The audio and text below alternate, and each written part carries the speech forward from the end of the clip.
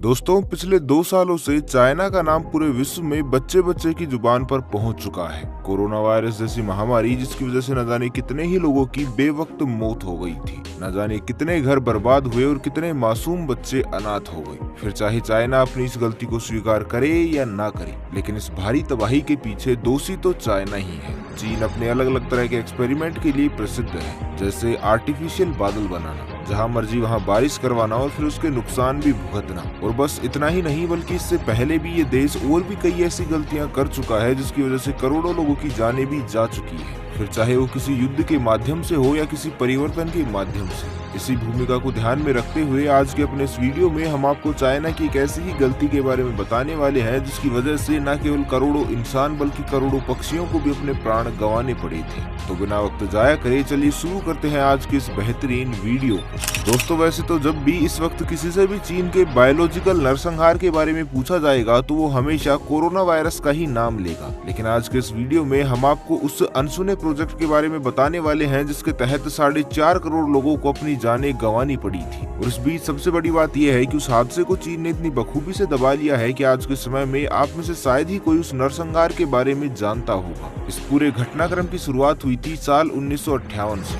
जब उस वक्त चीन के शासक माओ जेडोंग ने द ग्रेट स्पैरो कैंपेन की शुरुआत की, जिसे आगे जाकर इतिहास में 4 पेस्ट कैंपेन के नाम से भी जाना गया। वैसे तो इस अभियान को शुरू करने के पीछे काफी सारे कारण थे, लेकिन उन सभी कारणों के बीच जो सबसे मुख्य ऑब्जेक्टिव इस कैंपेन को शुरू करने के लिए था वो थी चाइना की इकोनॉमी यानी अर्थव्यवस्था। इस शब्द को सुनने के बाद सबसे पहले लोगों को यही लगेगा कि उस वक्त चाइना की इकोनॉमी बहुत खराब होगी, लेकिन ऐसा नहीं है, बल्कि उस दौरान चीन एक अच्छा खासा समृद्ध देश था। लेकिन वहाँ के शासक जेडोंग की समृद्धि की भूख इतनी ज्यादा थी कि उस वक्त 2 सबसे शीर्ष समृद्ध देश अमेरिका और ब्रिटेन को पछाड़कर दुनिया का सबसे अमीर देश बनना चाहता था। और इसके लिए उसकी सोच ये थी कि अगर उन्हें इस देश की अर्थव्यवस्था को बदलना है तो उन्हें देश के कमाने के जरिए को ही बदलना पड़ेगा। दरअसल जेडोंग एक बेहतरीन शासक होने के साथ साथ सैन्य रणनीति के बखूबी जानकार और अर्थशास्त्र के अच्छे खासे ज्ञाता भी थे, जिसकी वजह से उन्हें आज भी चाइना के सबसे बेहतरीन शासकों में से एक गिना जाता है। लेकिन ये इकलौता मिशन उनके जीवन का एकमात्र और सबसे बड़ा फेलियर साबित हुआ।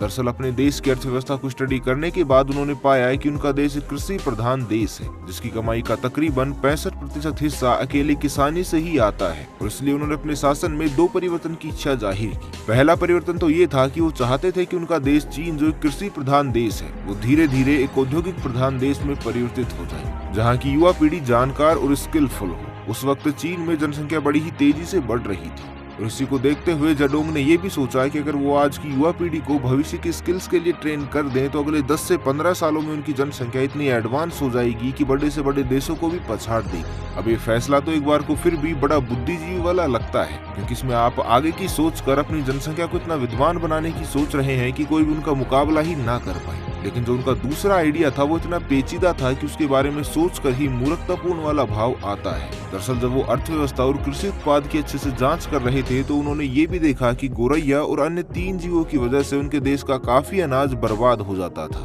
जिससे उन्हें हर साल तकरीबन 13% का घाटा हो रहा था। जैसे ही जेडोंग ने बात सुनी तो शायद दुर्भाग्य के कारण इतने महान शासक की भी मति मारी गई, और उन्होंने आगे की किसी भी रिपोर्ट या बायोलॉजिकल रिसर्च को करने की बजाय सीधा ये धारणा मन में बना ली कि ये 4 कीट उनकी सालाना इनकम को 13% से घटा रहे थे। और बिना कुछ सोचे समझे उन्होंने ऐसा फरमान जारी कर दिया जिससे चीन को उसके इतिहास के सबसे काले दिन देखने पड़े। इस बात को जानने के तुरंत बाद जेडोंग ने 4 पेस्ट कैंपेन की शुरुआत कर दी, जिसका उद्देश्य था उन 4 कीटों को पूरी तरह से खत्म करना जो फसलों को निरंतर नुकसान पहुंचा रहे थे। और फसलों को नुकसान पहुंचाने वाले उन 4 कीटों के नाम थे गोरैया, चूहे, मक्खी और मच्छर। जेडोंग ने न सिर्फ आम जनता को गोरैया को मारने के आदेश दिए, बल्कि इस काम में उन्होंने आर्मी तक लगवा दी ताकि ज्यादा वक्त न जाया हो। साल 1958 से लेकर साल 1959 के बीच इतनी गोरैयाओं की हत्या की गई जिनकी कोई भी गिनती ही नहीं है। लेकिन फिर भी कुछ आंकड़े ये बताते हैं कि ये मिशन इतना ज्यादा सक्सेसफुल था कि कैंपेन लॉन्च होने के पहले ही दिन लगभग 2 लाख गोरैया मार दी गई थी। 1958 में इस कैंपेन को शुरू करने से पहले लोगों में जेडोंग के प्रति काफी श्रद्धा थी, क्योंकि उनके द्वारा लिया गया हर एक फैसला राष्ट्र के हित में ही होता था और उससे लोगों को काफी ज्यादा फायदा भी होता था। और यही श्रद्धा का वो कारण था कि लोग इतना बढ़ चढ़ के सिर्फ एक आदेश पर ही गोरैया को मारने के लिए एकजुट हो गए थे। शुरू में तो शासक को भी इस फैसले का कोई भी दुष्परिणाम देखने को नहीं मिला, लेकिन जैसे जैसे समय बीतता गया स्थितियां बद से बदतर होती चली गई। साल 1959 की पैदावार में स्थिति ये आ गई थी कि देश में एक भी गोरैया नहीं बची थी, और अगर भूले बिसरे कोई गोरैया दिख भी जाती थी तो भी लोग उसे बड़ी उत्सुकता और बेरहमी से मार दिया करते थे और इसी वजह से इस कैंपियन का नाम द ग्रेट स्पैरो कैंपियन भी रखा गया। भोले भाले लोग भी ऐसे थे कि उन्होंने कभी अपने शासक के निर्णय पर संदेह या सवाल ही नहीं किया था और फिर जब स्थितियां बिगड़ी तो ऐसी बिगड़ी कि किसी से भी संभल ना पाई। दरअसल जल्दबाजी में जैडोंग के मस्तिष्क में ये धारणा बैठ गई थी कि गोरैया उनके देश में 13% आमदनी का नुकसान करवा रही है, लेकिन फ्लो में वो ये पता करना भूल गई कि आखिर गोरैया के मौजूद रहने से फसल में कितने फायदे होते हैं। एक गोरैया जहाँ एक पैदावार में कभी कभी थोड़े बहुत दाने चुग लेती है तो वहीं दूसरी तरफ गोरैया के होने से कभी भी किसी फसल में भारी मात्रा में कीड़े ना तो ऊपर से निकल पाते हैं और ना ही अत्यधिक गति से अपनी पीढ़ी बढ़ा पाते हैं, जिस वजह से फसल में कीड़ों का कोई इतना प्रमुख नुकसान नहीं हो पाता और थोड़े से दानों में ही किसानों की अच्छी खासी लहराती हुई फसल तैयार हो जाती है। लेकिन जब गोरैया इन्हीं कीटों को खाना बंद कर देती है तो उनके अंदर का खौफ पूरी तरह से चला जाता है और वो न सिर्फ अपनी पीढ़ियों को पहले से भी तेजी से बढ़ाने लगते हैं, बल्कि जहाँ पहले वो फसलों को कुछ नुकसान नहीं पहुँचा पाया करते थे वहीं उनके हौसले इतने बुलंद हो जाते हैं कि वो डंके की चोट पर कई एकड़ों में फैली हुई फसलों को तबाह करते हुए चले जाते हैं। ये चीजें जीती जागती हुई देखी गई थी। 1959 और 1960 में जब गोरैयाओं के बिना बड़े बड़े टिड्डी दल अचानक से ही चीन में किसी भी फसल पर हमला कर दिया करते थे और एकड़ों में फैली हुई महीनों की मेहनत वाली अच्छी भली फसल को चट करके आगे दूसरी फसल को तबाह करने के लिए निकल पड़ते थे। जब सभी उच्च अधिकारियों को इस बात का एहसास हुआ कि उनसे बहुत बड़ी गलती हो गई है तो उन्होंने ये योजना निकाली कि कीटनाशकों का इस्तेमाल करके वो लोग कीड़ों को जड़ से ही खत्म कर देंगे। लेकिन सच्चाई तो ये है कि कीटनाशकों की भी स्थिति को संभालने की एक सीमा होती है और उन्हीं स्थितियों में गोरैया जैसे पक्षी कीटनाशकों की मदद करते हैं कीड़ों को काबू करने में। लेकिन यहाँ पर तो परिस्थितियाँ बिगड़ने के बाद न सिर्फ कीड़ों को संभालने वाला कोई बचा था बल्कि जल्दबाजी में लोगों ने जरूरत से ज्यादा कीटनाशक छिड़कना भी शुरू कर दिया था,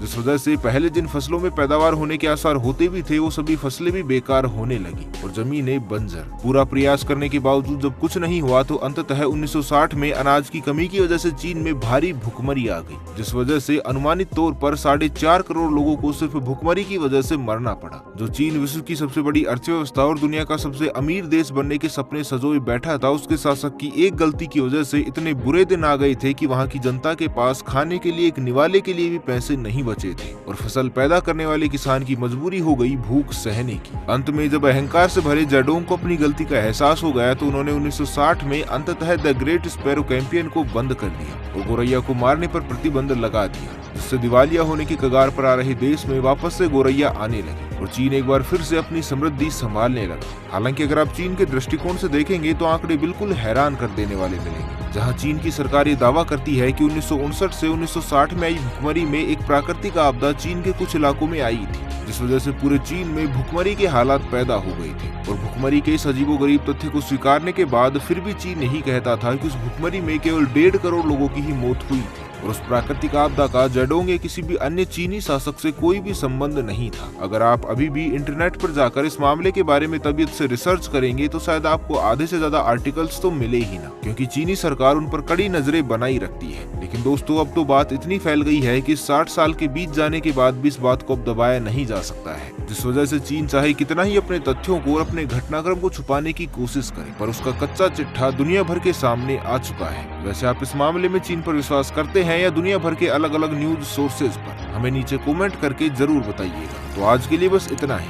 मिलते हैं एक नई वीडियो में, तब तक के लिए खुश रहे, मस्त रहे, हंसते रहे, भगवान करे आप सभी